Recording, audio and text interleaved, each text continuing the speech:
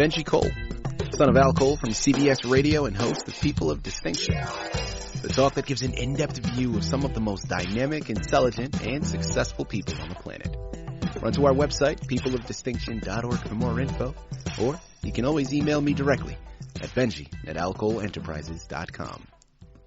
People, on the line with us, we have the truest embodiment of a person of distinction with us today. Now, his pen name is A Believer. His book that we're discussing is called Witness. Now, it's available for purchase through Amazon, Barnes & Noble, CITIofBooks.com. You're going to want to head on over there and pick up your copies. And by the time we've concluded, you're going to understand why you need to do that. Before we go any further, though, I want to take this opportunity and point out that Mike was brought to our network by one of the best advertising firms in the business. And people, if you haven't figured it out already, I'm talking about the CITI of Books. So listen to me. If you are a writer out there, you have gone through your process, you finally have completed your masterpiece, although one thing you forgot to think about was now you need help moving the masterpiece you just developed. Well, if that's you, have no fear. Contact CITI of Books. They're one of the best in the business to do it, and this is exactly what they specialize in. So head on over to CITIofBooks.com today and gather all of the ways that their fantastic team is going to help you do just that.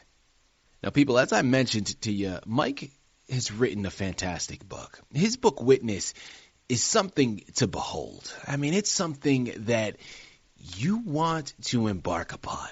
Now, it's a memoir of sorts, so we're going to be following alongside him through some of his experiences and some near-death experiences as well.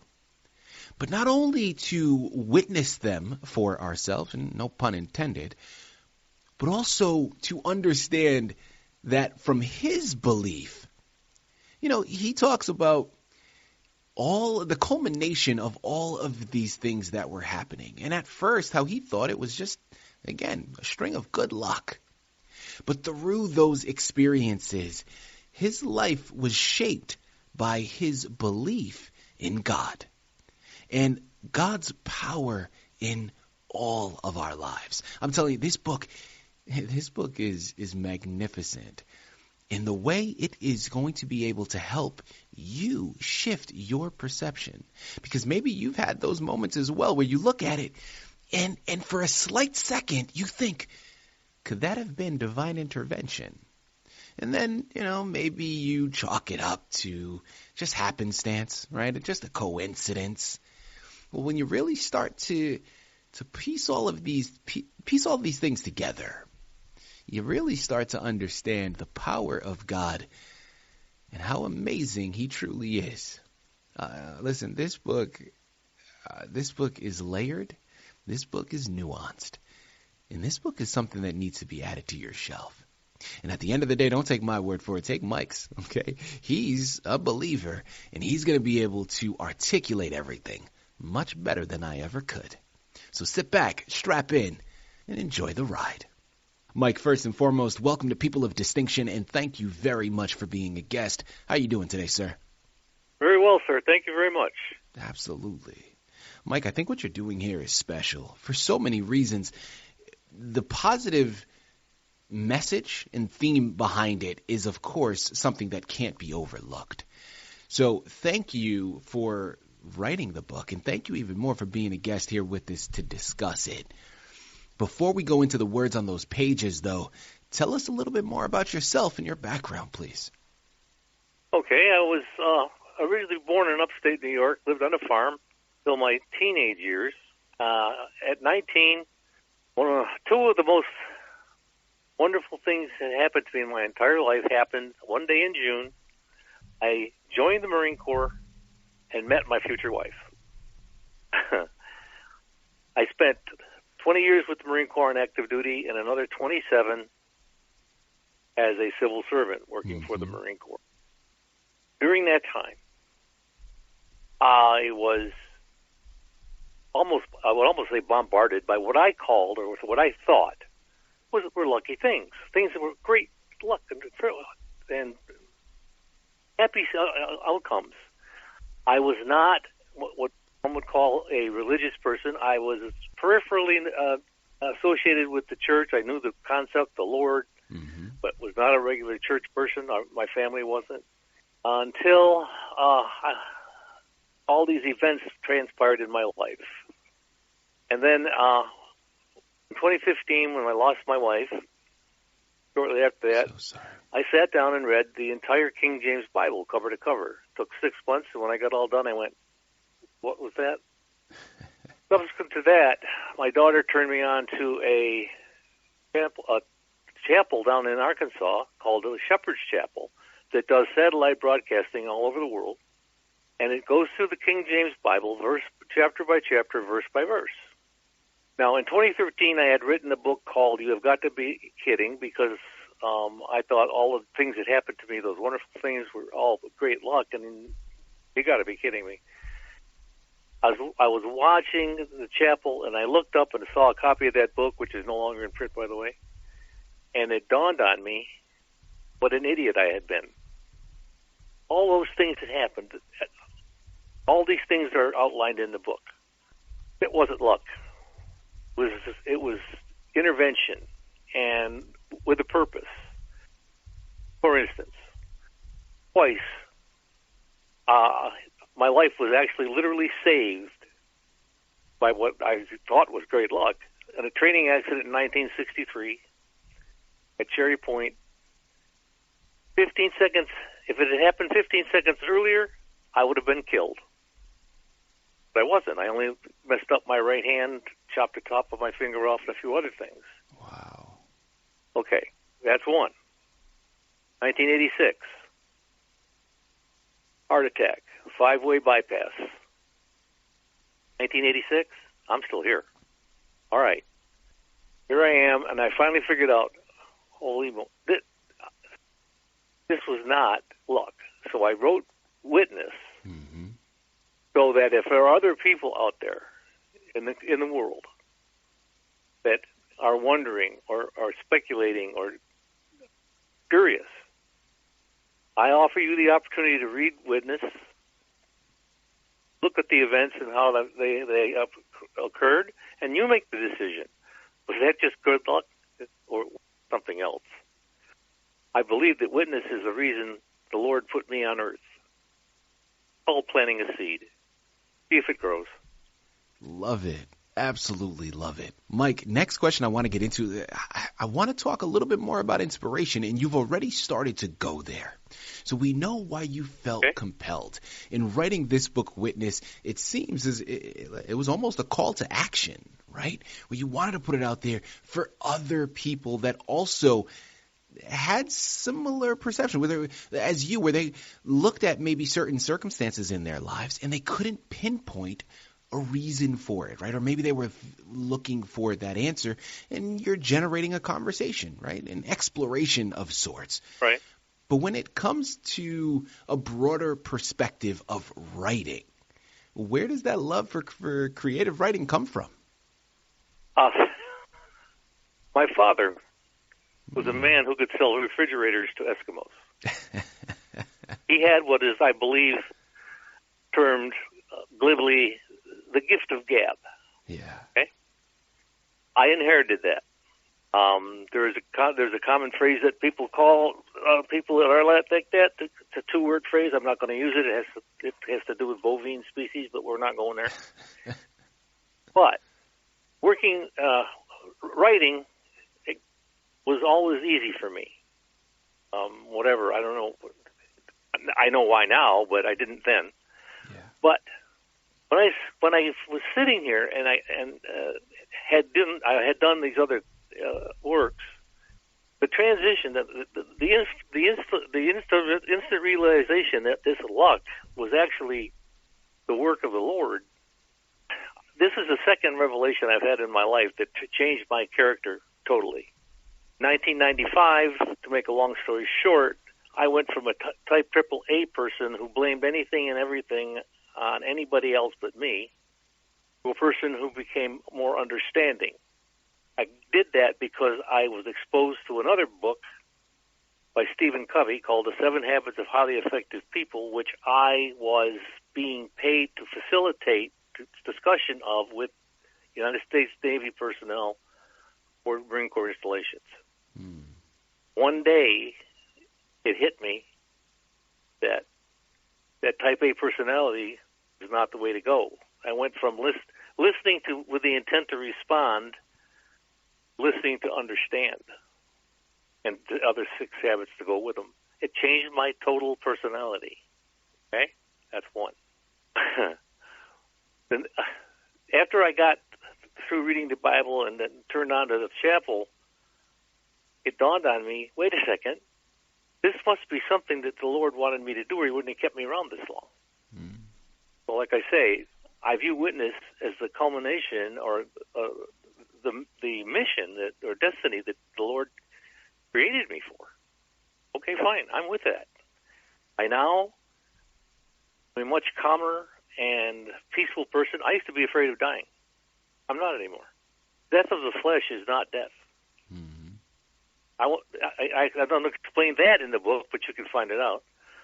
But if you believe in the Lord, your life is going to become a whole lot better and easier to manage, and you're going to be able to understand a lot more than you do now. Yeah.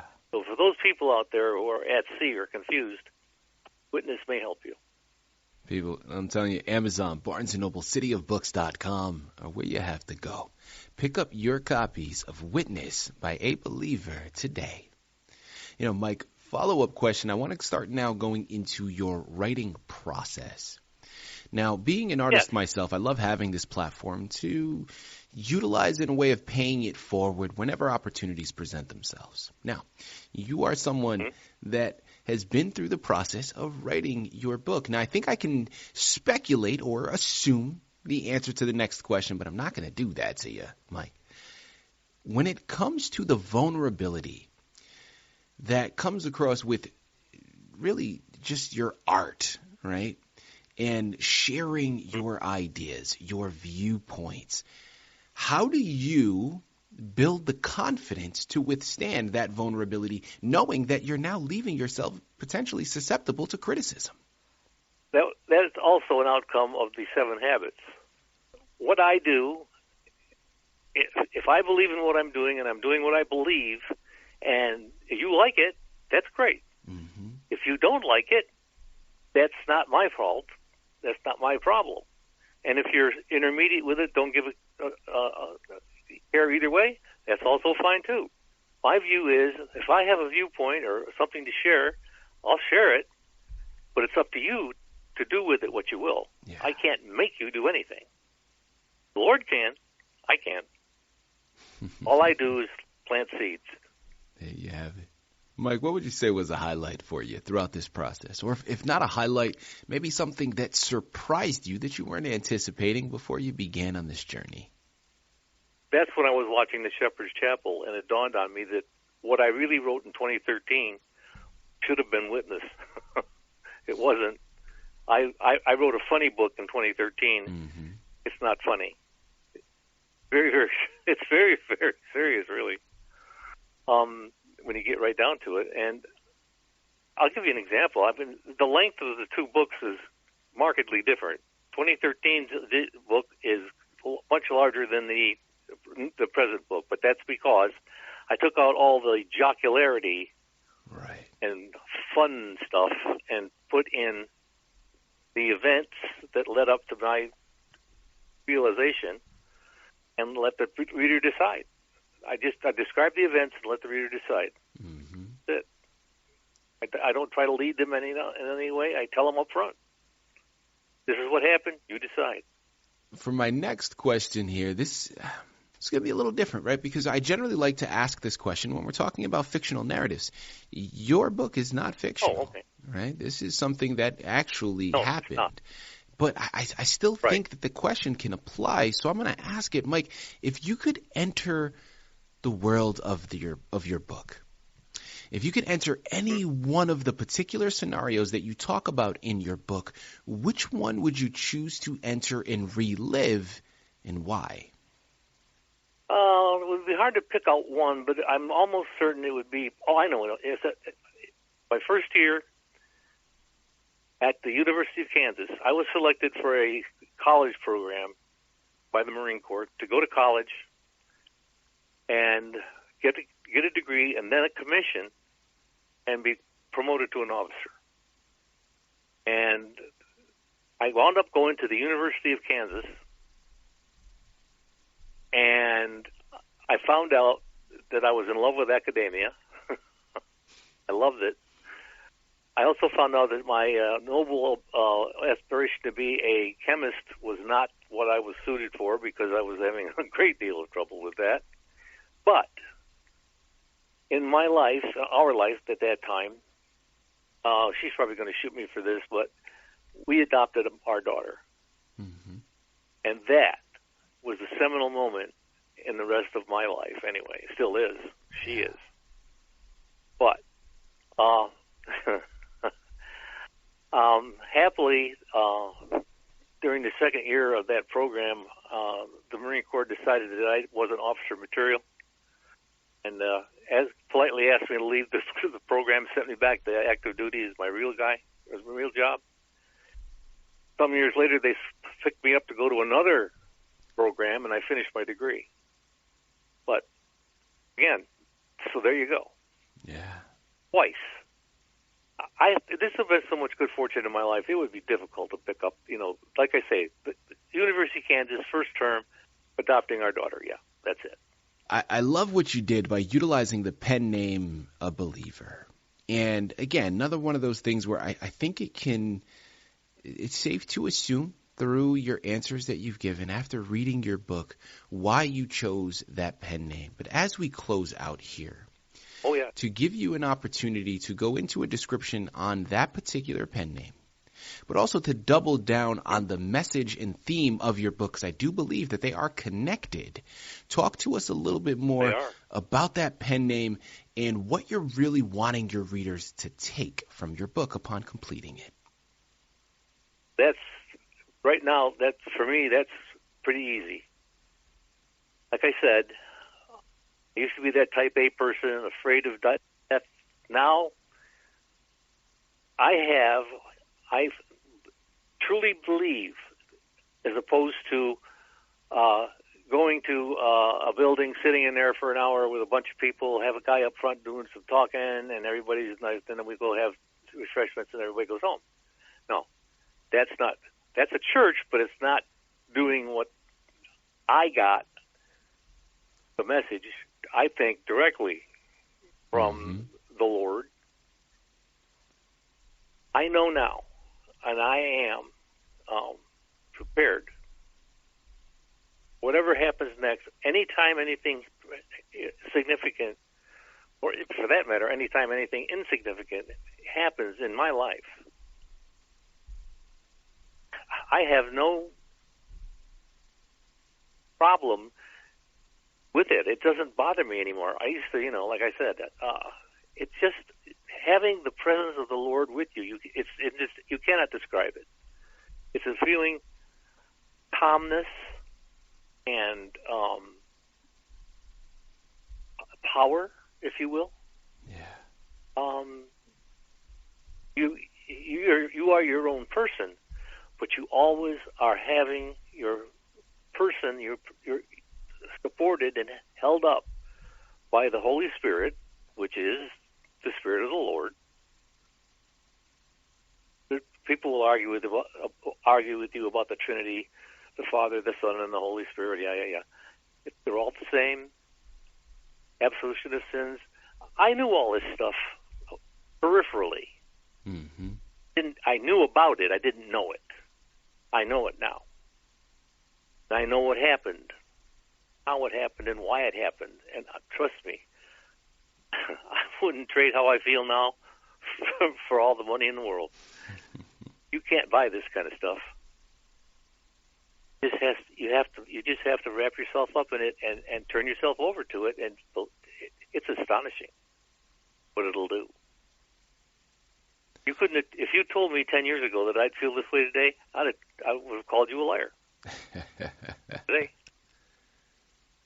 it's amazing. I sometimes find it. Actually, I sit here and I find it really hard to believe. But yeah,